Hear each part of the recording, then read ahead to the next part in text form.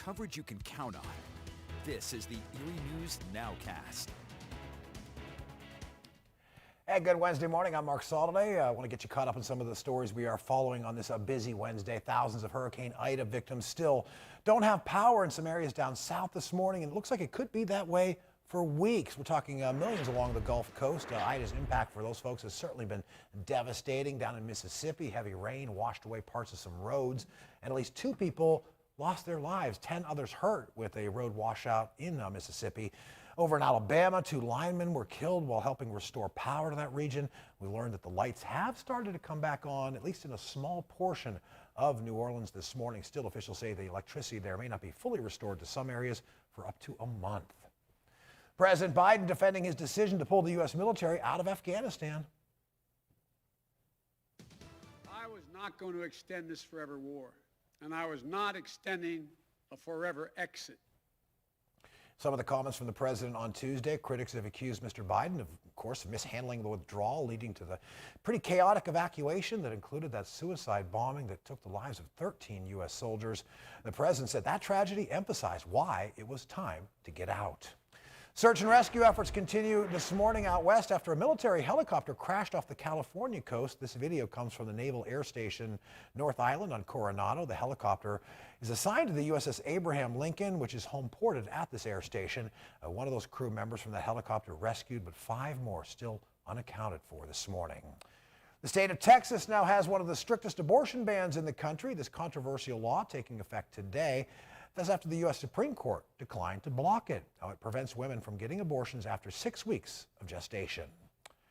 School leaders, parents, and students across Pennsylvania kind of in pivot mode this morning after Governor Tom Wolf's announcement that face masks will once again be required in all Pennsylvania schools. The new measure impacting students in public and private K-12 schools, as well as daycares across Pennsylvania.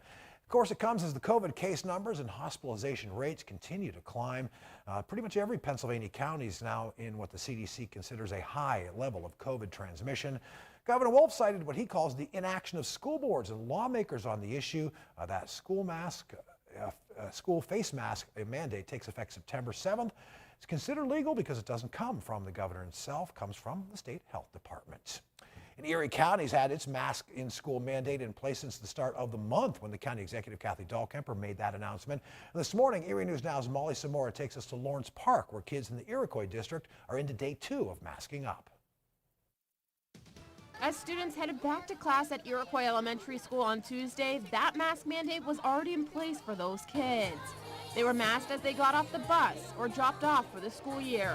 If students were in need of a mask, teachers and staff had them right at the door for them.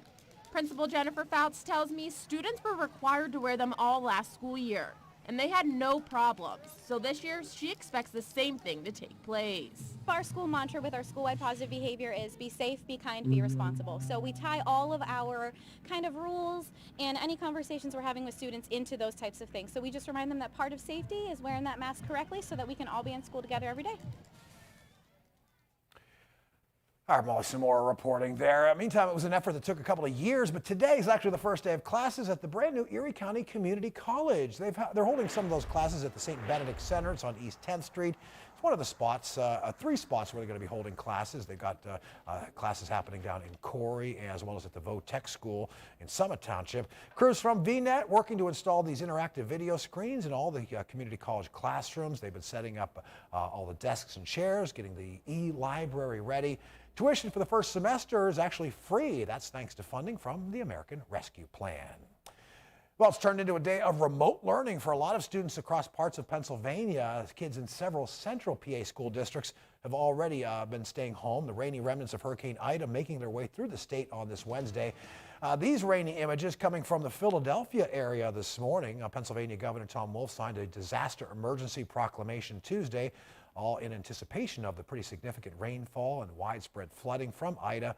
Some spots could potentially see in the neighborhood of 7 inches of rain. More than half dozen PA school districts have made that switch to remote learning for today. And just when you thought you'd seen it all in terms of Ida's impact, there is this. Crews in Louisiana's St. Bernard Parish caught on camera rescuing this cow that somehow wound up stuck in a tree. The animal somehow got wedged into this tree amid the floodwaters from the former hurricane. And again, crews called into action to rescue that cow. Well, I don't know about cows and trees, meteorologist David Walter, but we are certainly looking at flooding concerns from Ida right here in Pennsylvania. Yeah, most of the Keystone State is under some sort of flash flood watch. We're kind of lucky here in the northwest corner. We've seen a little bit of rain out there in Warren County, but really not much. And you can see the Veterans Memorial Bridge pretty dry right now as those showers continue to make their way out of the area. Still a little bit of lingering rain possible over the next few hours. It is fairly cool out there right now. We are at 69 degrees, starting to see a little bit of sunshine out there. Winds will be on the breezy side, and our humidity levels are pretty comfortable overall. We've just got 3 weeks to go until we actually get into the autumn season. Meteorological autumn begins today, and we'll see that changeover in the seasons officially on September 22nd, so just 21 days away. Here is the rain. It is fairly widespread out there. We got some heavier rain down there in the southern parts of the state where a few locations could see 6, even up to 7 inches of rain. But again, we are on the drier side of things.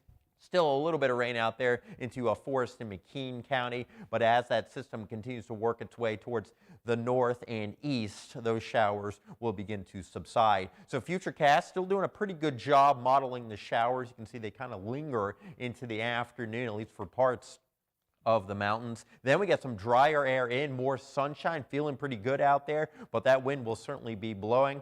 If you have any plans towards the evening hours, again, it's just really that breeze that you'll certainly feel, and we're feeling more of that sunshine, keeping things nice and comfortable as we roll through the day on a Thursday. It's been a wet summer, and we've seen over a foot of rainfall, which actually puts us about 2 inches above where we typically should be. Our wettest month over the last 3 was July, and boy, it was a soggy one. Wettest summer overall, at least meteorological summer, back in 1977, where we saw a good 10 more inches of rain than what we've got over the last 3 months. So it has been wetter in the past, and it's going to remain fairly dry as we go through the next couple of days. Very comfortable. See a slight uptick in those moisture levels as we are looking at some better chances for rain later on this weekend into Monday.